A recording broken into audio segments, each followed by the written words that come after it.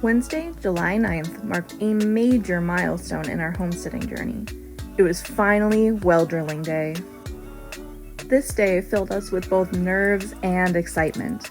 You never really know what's under the ground until you start digging, or in this case, drilling.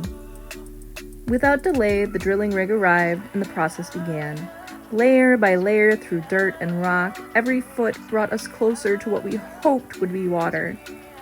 But at about 125 feet, we hit granite. We were informed that at this depth, whether we hit water or not was a gamble. We were staring down the very real possibility of a 300 to 400 foot well. But moments later, we saw a glimmer of hope. Water.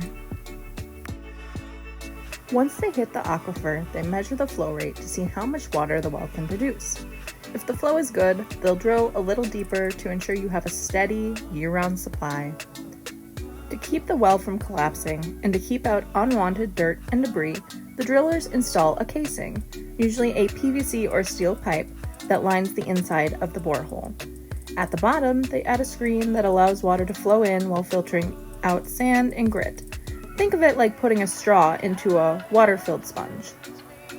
Next comes sealing the well to protect your water from surface contaminants like bacteria or chemicals. A material like bentonite clay or cement is poured around the casing to form a protective barrier called a grout seal. Now that the well can access clean groundwater, it needs a way to bring it to the surface. That's where the pump comes in.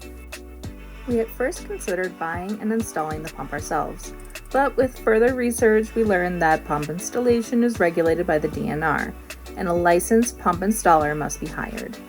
This is outlined in Subchapter 3 of Chapter NR 812 regarding environmental protection of water supply.